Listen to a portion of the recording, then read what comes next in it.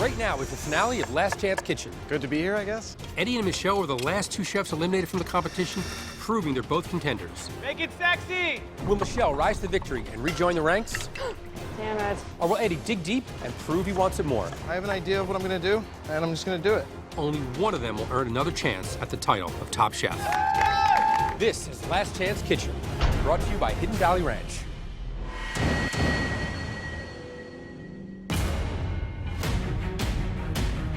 I want to get back on Top Chef because I came here to win, and I went down for a good dish, so I think I should be in the finale. I think I have the skills to do it and compete. I have no problem saying that. So now it's time to take out the knives and get back in. Hey, Eddie, you've made it far enough into the competition where you actually just walked right into the finale of Last Chance Kitchen. Good to be here, I guess? I don't know, not really. Michelle, you think you can beat him? I want to. Eddie's tough. I was not expecting Eddie. He's one of the strongest chefs here, I think, but I know I can't let that get the best of me.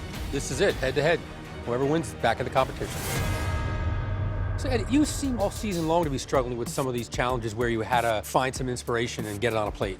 Me and my wife's favorite band together is cake, and I immediately thought of her and the first thing I ever cooked for her. I think maybe it got away from you. I guess I just over-focused on the story. I really did. You had a really great run, but you were knocked out in the Muhammad Ali Tribute Challenge. I liked the dish a lot, but something was just seemed not to connect. What you created was a beautiful plate of food that was technically correct, but lacked true connection to the challenge. That sucks. You started to tell us the story of the fight of the century. It was Ali's first professional loss, but I didn't feel you had some inspiration there. I might not necessarily bring myself back to some beach or something, but Right. everything I do is a culmination to where I am now, so. Got it. It hurts knowing that I do have the skills to stay in the competition and compete. I just didn't connect to that challenge and just feel like I have unfinished business. In boxing, when you get knocked down, you have to get right back up.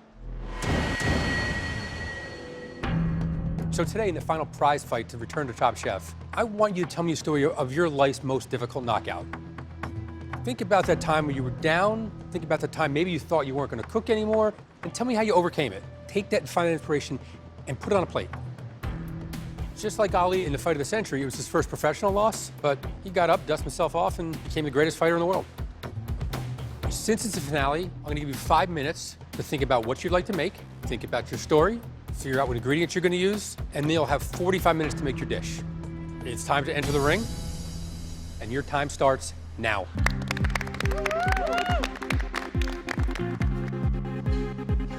My greatest personal knockout was losing my mom. She didn't see me become a chef. I want to make a dish that, if she was around, I would cook for her. 4 minutes, guys. We didn't have a huge food culture, and my mother wasn't, she cooked, but she wasn't the best chef. She ate very simple things and very basic things, and wasn't a huge fan of fish, but I would try to get her to try different flavors if she was still around. So I find the halibut, and I find the cauliflower. Then I just started going with flavors that would go well with these two flavors. 1 minute, guys, 1 minute. The thing that I think of first is a time I was struggling with a lot of depression and self-doubt. I was ready to quit being a chef and was lucky enough to meet Magnus Nielsen, and hearing him talk basically saved my career. 5, 4, 3, 2, 1. I miss you all, by the way. Miss you more. Miss you too, Eddie. What are you making? I'm gonna do a scallop dumpling because Eddie took all the halibut. I decided that I want to make a dish based around the recipes that I saw in Magnus Nielsen's Nordic cookbook. So I want to create a Nordic-style seafood dumpling served in a brodo. Eddie, you look beautiful today. Thank you. The first thing I do is actually cook my beets. The beets are used with some other vegetables as the base of the dish, which will create like a little bed for the dumplings to sit on top of. How difficult is this one? Well, I have an idea of what I'm gonna do, and I'm just gonna do it. I'm nervous I have to do an emotional dish because I was on the bottom for an emotional challenge when I cooked a dish for my wife, and now I'm cooking a dish for my mom. And you go sent home for that stuff, it makes it twice as hard. Hey, Eddie, Yeah, what kind of feelings are you putting in your food? I'm gonna put all of them. All of them. I want to add texture to the dish, but I don't want to just throw something on there that's just crunchy for no reason. So I'm using the cauliflower as a textural element. I pulse it and I cook it down with macadamia nuts and verjus, chili and onions, and just try to make this deep, rich cauliflower relish. Chefs, you have 30 minutes left, 30 minutes. What are you making? I'm making a broth right now, and then I'm going to lightly poach my dumplings. Okay. And I'm going to serve them with beets, fennel, and carrots that are tossed in a preserved lemon sauce. That sounds complex. Can you do this? I hope so. I need to make sure these dumplings are on point. They're so simple yet technique driven at the same time that they have to be made perfectly, because if they're not good. Damn it.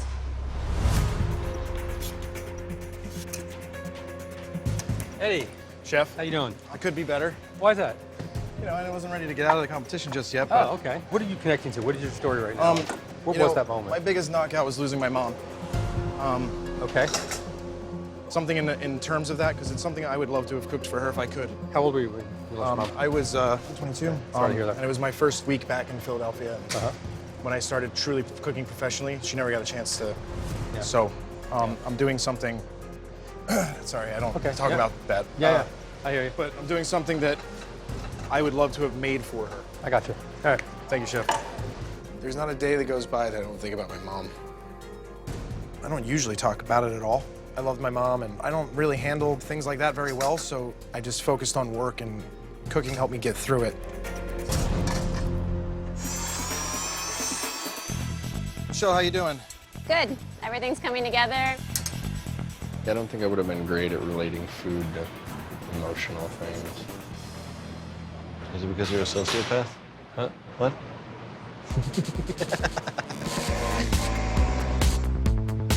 5 minutes, guys. 5 minutes left. You good? I don't know, we'll see.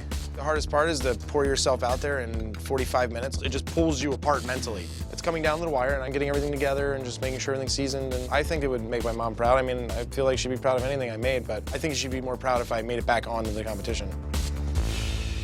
Make it sexy. When are you guys gonna make it back on the top shelf? Let's go! Michelle! Got this! 30 seconds.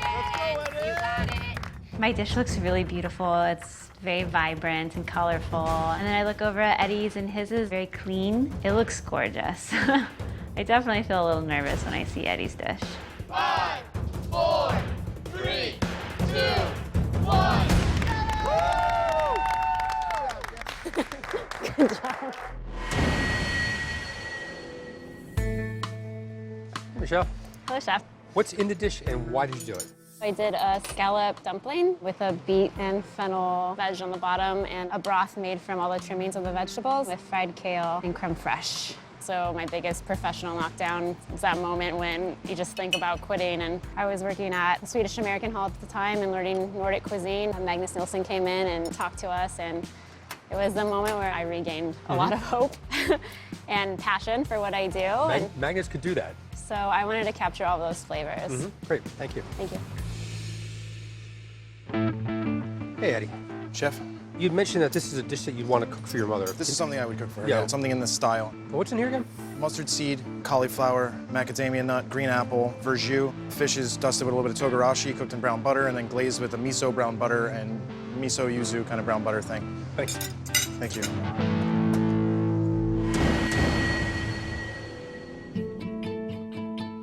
Chefs, obviously there's a lot at stake here. Someone is getting back into the competition. Someone will go home. All season long, you guys have been fighting for this. You both made it really far, and I'm sure you both want to get there.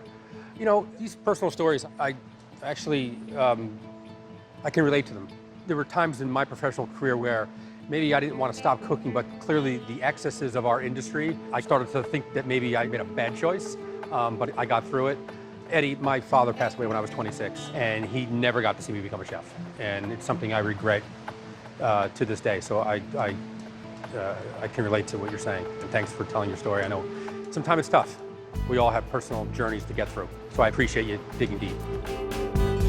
Now for the food. These dishes are both really good. I know you've heard me say this all season long, these dishes are very good. They are. I mean, you guys are good chefs, and you're cooking great food. Michelle, I'll start with your dish. I love the story. I love that there was a moment where you were working in a Nordic restaurant and you thought about giving it up, and a chef made a difference. I like the inspiration for the dish. The dumpling was perfectly cooked. And I gotta say, I was really surprised because typically when you're making a mousse like that, if you don't keep it chilled, it usually comes out tough, but it wasn't at all. It was really soft, really subtle, and the flavor was really good. I liked the vegetables. I liked the sauce taste of each of those vegetables. The celery leaves I thought were really great. I also liked the texture from the kale. The only thing I would have done differently, this dish does need olive oil. Okay. And I know you cook a lot of Italian food, and that becomes a crutch, and you want to put that olive oil on everything. This didn't need it. That said, I really enjoyed the dish. Thank you. Eddie, I can see the kind of food that you cook. It's very precise, it's very clean, it's very pristine. That's your style, and you do it really, really well. The halibut was perfect. The texture of the cauliflower was absolutely smooth and silky. I thought you were having a hard time with that relish. It was fantastic. Oh. I thought it was a perfect foil for the fish. It did add some texture, but also it was bright at the same time. The negative on your dish, Eddie, I thought that the cauliflower was on the bland side, and the fish probably could have used a bump up of salt as well. That's about it. So I gotta say, I like them both. This is tough.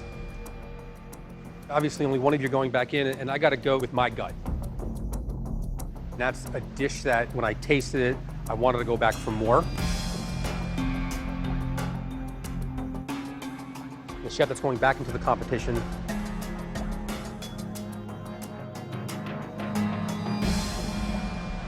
Is Michelle.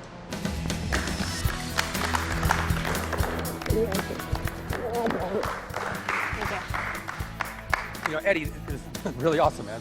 Being on Top Chef, it's only made me better. I learned a lot about myself, mentally, physically, emotionally. I understand that I bottle things up, or I don't really deal with things. It's not the first time I've heard it, so maybe I gotta start working my things out through my food. I've never worked for myself yet, and maybe that's what I have to do. Thanks. You're gonna need this. Thank you. Appreciate it. Oh my gosh, I'm so excited and proud of myself.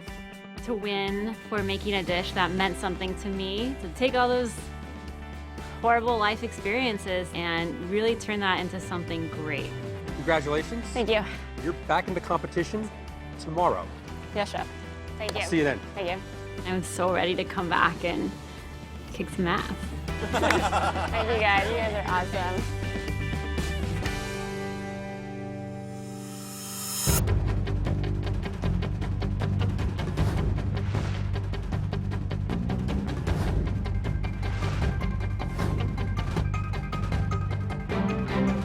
I feel extremely confident coming back into the competition because people underestimate me, and really they should be bringing it because I'm gonna bring it. Did you miss me?